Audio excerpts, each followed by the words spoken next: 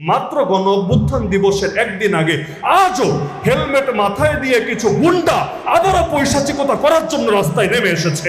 এই জুলাই থেকে দৃষ্টি সরানোর জন্য, এই বিদ্যুতের সংকট, গ্যাসের সংকট থেকে দৃষ্টি সরানোর জন্য ক্যাম্পাসে ক্যাম্পাসে আবার শুরু হয়ে গিয়েছে তাণ্ডব। যাকে মনে চাচ্ছে ধরে মাথা ফাটিয়ে দিচ্ছে, হসপিটালে ট্রিটমেন্ট নিতে গেলে সেখানে পর্যন্ত আক্রমণ চালিয়ে দেওয়া হচ্ছে। এমনকি সামান্য রাজনৈতিক তুচ্ছ স্বার্থকে কেন্দ্র করে কারো চোখকে নষ্ট করে দেওয়া হচ্ছে।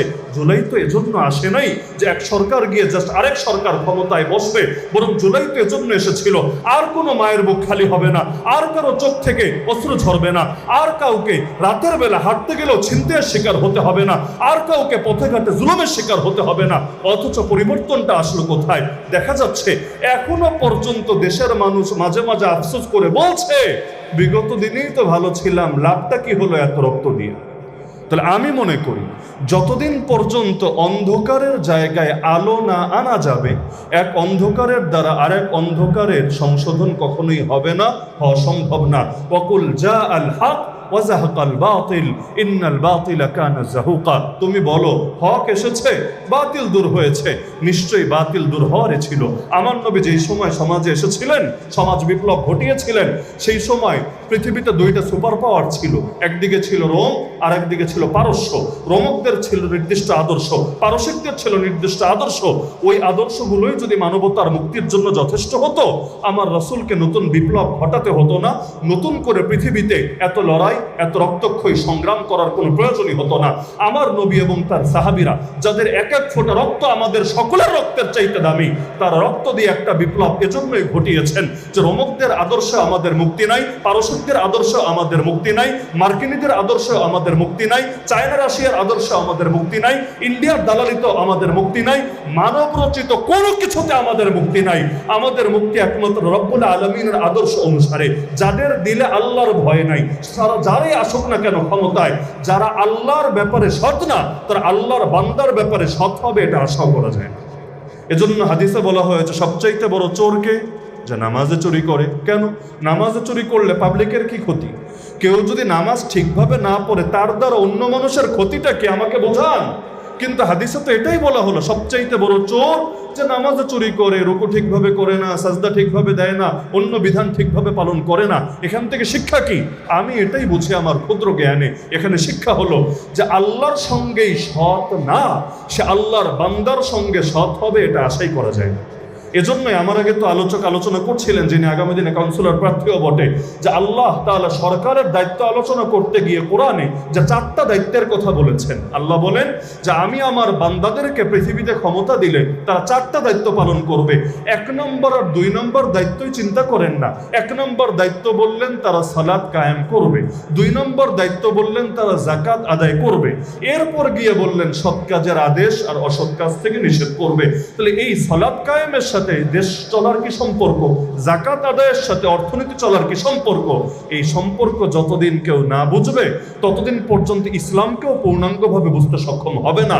যতদিন পর্যন্ত এই দেশের মানুষদেরকে নামাজি না বানানো যাবে, আল্লাহর ভয় প্রত্যেকের ভেতরে না ঢুকানো যাবে, শুধু পুলিশ দিয়ে, শুধু মামলা দিয়ে, শুধু দেশের কিছু লিখিত আইন কানুন দিয়ে কখনোই রাষ্ট্রকে সংস্কার করা যাবে না।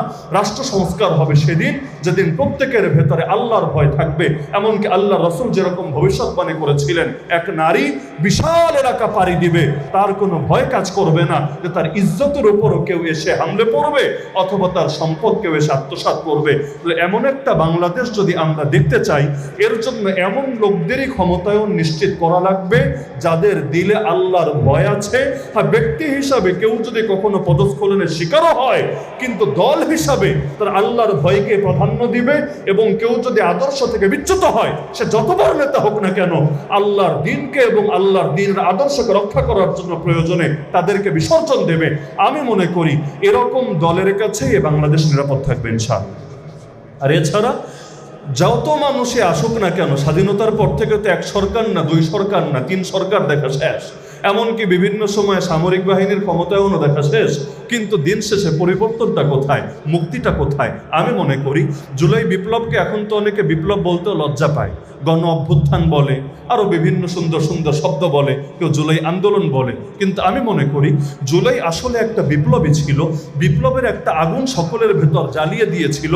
হ্যাঁ, বিপ্লবটা এখনো অপূর্ণ আছে, লড়াইটা এখনো চলমান আছে। শহীদরা রক্ত দিয়ে আমাদেরকে যেই পথ দেখিয়ে গিয়েছে, সেই পথ ধরে যদি আমরা চলতে পারি, আল্লাহ চাইলে দুদিন আগে বা পরে চূড়ান্ত বিপ্লব আসবেই আসবে ইনশাআল্লাহ।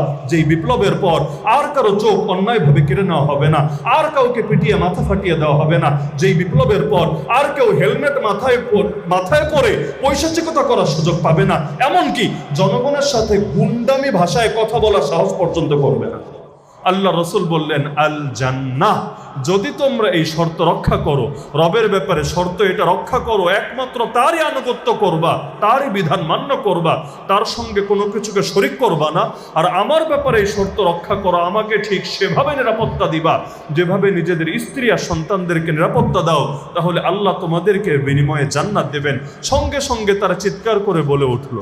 আমরা হলে হয়তো সে সময় বলতাম, ইয়া রাসূলুল্লাহ, জান্নাতের আলাপ পরে হবে, দুনিয়ার নগদ লাভ কি আছে এটা বোঝান আমাদেরকে, আল্লাহ মাফ করুন। কিন্তু তারা এই জান্নাত শব্দটা শোনার সঙ্গে সঙ্গেই বলে উঠলেন, রাবিহাল বাই', আর এটা তো বড়ই লাভজনক ব্যবসা। লা নাকিল ওয়ালা নাস্তাকিল, আমরা এই বায়াত ভাঙবো না, এটা বাতিলও করব না।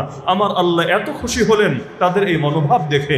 110 নম্বর আয়াত দিয়ে দিলেন সূরা তাওবায়, যেখানে আল্লাহ তাআলা বলছেন, ইন্নাল্লাহা আশতারা মিনাল মুমিনিনা আনফুসাহুম ওয়া আমওয়ালাহুম বিআন্না লাহুমুল জান্নাহ, নিশ্চয়ই আল্লাহ ঈমানদারদের থেকে তাদের জান এবং তাদের মাল কিনে নিয়েছেন, এর বিনিময়ে যে তাদের জন্য রয়েছে জান্নাত। তাহলে আমরা যদিও সেদিন সেই প্রান্তরে বায়াতে উপস্থিত ছিলাম না, এই সৌভাগ্য আমাদের হয় নাই, কিন্তু ইমানদার হিসাবে আমরাও বিশ্বাস করি আমাদের এই প্রাণ, আমাদের এই সম্পদের মালিক কখনো আমরা ছিলামই না, এগুলোর মালিক ছিলেনই আল্লাহ। এরপরও আল্লাহর দেওয়া সম্পদ, আল্লাহর দেওয়া প্রাণকেই পুনরায় আল্লাহর কাছে আমরা বিক্রি করে দিয়েছি, যেটাকে সূরা সফের 10 নম্বর আয়াতে আল্লাহ একটা ব্যবসা বলে উল্লেখ করেছেন, ইয়া আইয়ুহাল্লাযীনা আমানু, হে ঈমানদাররা, হাল আদুল্লুকুম আলা তিজারা, আমি আল্লাহকে তোমাদেরকে এমন ব্যবসার সন্ধান দেব, তুমজিকুম মিন আযাবিন আলিম, যেই ব্যবসা তোমাদেরকে বড় যন্ত্রণাদায়ক আযাব থেকে রক্ষা করবে। কি সেই ব্যবসা? আল্লাহ শিখিয়ে দিচ্ছেন, তুমিনুনা বিল্লাহি ওয়া রাসূলিহি ওয়া তুজাহিদুনা ফি সাবিলিল্লাহি বিআমওয়ালিকুম ওয়া আনফুসিকুম।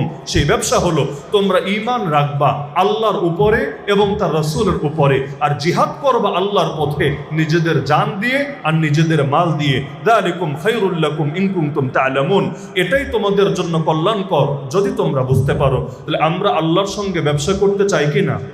যদি আল্লাহর সঙ্গে ব্যবসা করতে চাই, তাহলে ব্যবসার মাধ্যমে হলো আল্লাহ শিখিয়ে দিচ্ছেন একমাত্র আল্লাহর উপর ঈমান রাখতে হবে। যেই ব্যক্তি আল্লাহর উপর ঈমান রাখে সে সর্বময় ক্ষমতার মালিক, সার্বভৌমত্বের মালিক কাকে মনে করে? আল্লাহর উপর ঈমান রাখার অর্থই তো হলো লা ইলাহা ইল্লাল্লাহ, জীবনের কোনো ক্ষেত্রে এক আল্লাহ ছাড়া আর কাউকে আনুগত্য করার, বিধান মান্য করার উপযুক্ত আমরা মনে করি না। আল্লাহর উপর ঈমান রাখার অর্থই তো এটা। মসজিদে আসলেও যেভাবে আল্লাহকে রব মেনে ইবাদত করি, আমি যদি পার্লামেন্টেও যাই, আমি যদি কোর্ট কাছারিতেও যাই, আমি যদি অর্থনীতিও চালাই, আমি যদি রাজনীতিও জড়াই, সেখানেও আমার সব কিছু হবে এটাকে কেন্দ্র করে। আমার আনুগত্য পাওয়ার উপযুক্ত একজনই, তিনি কে? আল্লাহ। তো আল্লাহ তাআলা শিখিয়ে দিচ্ছেন যে ঈমান রাখতে হবে আল্লাহ এবং তার রাসূলের উপর, আর জিহাদ করতে হবে জান এবং মাল দিয়ে। জিহাদ মানে কি?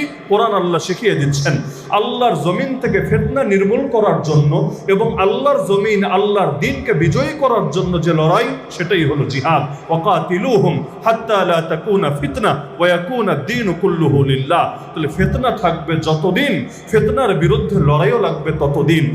যার কারণে 2024 চলে গিয়েছে তাতে কি, আজকে 2026-এর 4 জুলাই এসেছে তাতে কি, যতদিন পর্যন্ত ফিতনা থাকবে ততদিন পর্যন্ত ঈমানদারদেরকে সেই ফিতনার বিরুদ্ধে লড়াই ঠিকই চালাতে হবে। 2024-এর জুলাই এসেছিল, এক ফ্যাসিস্ট দূর হয়েছে। 2024-এর জুলাই এসেছিল, বহু ধরনের জুলুম থেকে জাতি মুক্তি পেয়েছে, কিন্তু 2 বছর এখনো পরিপূর্ণ হয় নাই। রাত 12টা বাজলে গণ অভ্যুত্থান দিবস আসবে, 2 বছর পরিপূর্ণ হবে। কিন্তু আজকে দরকার দরকার ছিল সেই জুলাই নিয়ে আলোচনা হবে, গণ অভ্যুত্থানের চেতনা নিয়ে আলোচনা হবে, শহীদদের রক্তটাকে সকলে মূল্য দেবে এবং তাদের অপূর্ণ মিশনকে কিভাবে পরিপূর্ণ করা যায় এটা নিয়ে চিন্তা করবে। কিন্তু কি আজীব এক সময় আমরা আছি। সেই জুলাইতে এসে, এখনো তো জুলাই শেষ হয় নাই, যেহেতু 36 দিনে শেষ হবে ইনশাআল্লাহ, যেখানে দেশের মধ্যে গ্যাসের সংকট, বিদ্যুতের সংকট, আজ পত্রিকায় এসেছে বাংলাদেশে পোশাক শিল্প ইতিমধ্যে 30 থেকে 40% তাদের কার্যক্রম ব্যাহত হয়ে গেছে। আজকের প্রথম আলোতে আমি দেখেছি। তাহলে 30 থেকে 40% যদি ইতিমধ্যে হয়, তাহলে অবস্থা যদি সামনে চলতে থাকে, এমনকি ইতিমধ্যে অনেকগুলো প্রতিষ্ঠান বন্ধ করে দিতে, তার কর্মচারীদেরকে ছুটি দিয়ে দিতে বাধ্য হয়েছে গ্যাসের জন্য। বহু জায়গায় সকাল থেকে দুপুর না বিকাল পর্যন্ত দাঁড়িয়েও গ্যাস পাচ্ছে না, মানুষ হাহাকার করছে। এর মধ্যে বিদ্যুৎ বিল, আমি যদি আমার বাসার কথাও বলি, ব্যবহার স্বাভাবিকই আছে, কিন্তু ভুতুরে বিল শুধু বেড়েই যাচ্ছে। বিশেষ করে যারা প্রিপেড মিটার চালায়